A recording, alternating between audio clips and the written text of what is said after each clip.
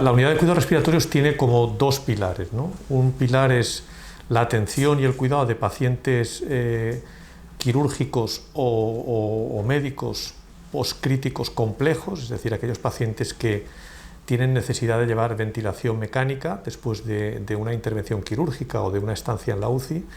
Y el otro pilar es los pacientes con enfermedades neuromusculares. Dentro de las enfermedades neuromusculares, la enfermedad más prevalente es la ELA, la esclerosis lateral amiotrófica, ¿no? Entonces, la unidad intenta coordinar ambos campos. La unidad está formada por un coordinador, que es el doctor Jesús Sancho, otro neumólogo a tiempo completo, que es el doctor Santos Ferrer. También existe un psicólogo, que es un psicólogo adscrito a la unidad de neumología, a la unidad de pacientes críticos dentro del servicio, y también coordinados desde el punto de vista de enfermería por el señor Pablo Rollo, que es el coordinador de enfermería de la planta.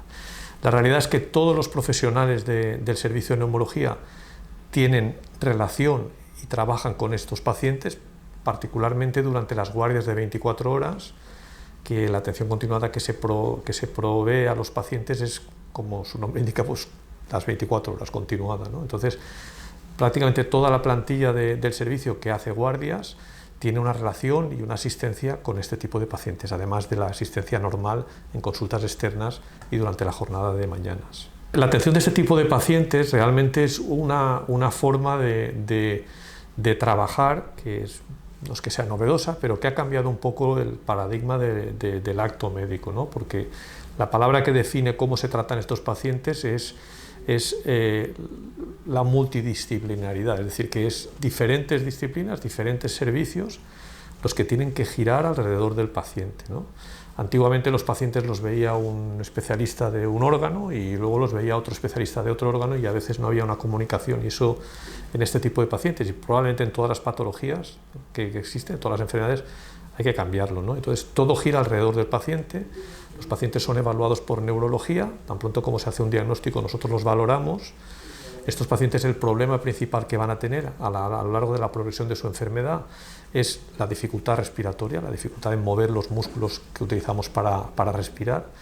Entonces, desde el primer momento, estos pacientes pues, están seguidos por nosotros, y cada una de las problemas o de las complicaciones que pueda ir apareciendo, pues, se hace una actuación médica que puede llegar al final del momento, que necesiten una ventilación mecánica, unas ayudas para respirar las 24 horas del día. Estos pacientes son valorados en consultas externas, se les hace una serie de pruebas. Tenemos ya conocimiento de que algunas pruebas respiratorias, alguna forma de medir la capacidad pulmonar del paciente, de medir la capacidad de toser, es capaz de predecir cuál va a ser el pronóstico de estos pacientes a medio y largo plazo.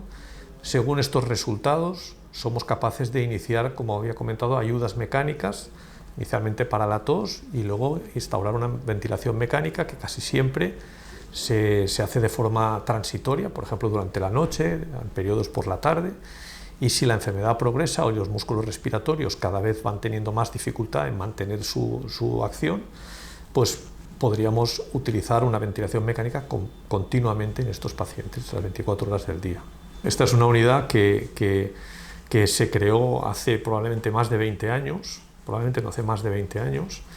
El anterior jefe del servicio, que es el profesor Emilio Cervera, fue la persona que comenzó a trabajar en este tipo de pacientes, el que creó un poco las vías de los flujos de pacientes, la comunicación, y el sistema ahora se conoce como regionalización, ¿no? Es decir, es que un hospital es el que atiende pacientes complejos de diferentes hospitales en una forma en red, una forma de trabajar en la que no es necesario que todos los hospitales hagan lo mismo, pero sí tiene que haber un hospital de referencia que un poco coordine esa asistencia, ¿no?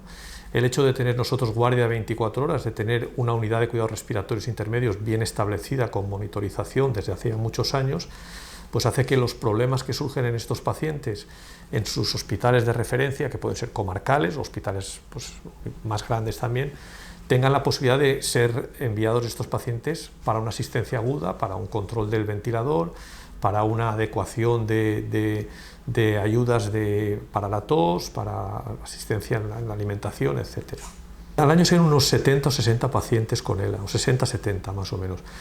Es una enfermedad poco prevalente, pero es cierto que la necesidad de centros muy especializados o con un control muy complejo de estos pacientes hace que nosotros veamos bastantes pacientes, ¿no? Realmente no es una enfermedad, es lo que se conoce como enfermedades huérfanas, ¿no? Son enfermedades que son poco abundantes o poco prevalentes, con una incidencia baja, pero son pacientes que requieren muchos cuidados, ¿no? Entonces, probablemente en este tipo de enfermedades, y en el caso concreto de la ELA, la calidad de un servicio sanitario es donde realmente se ve.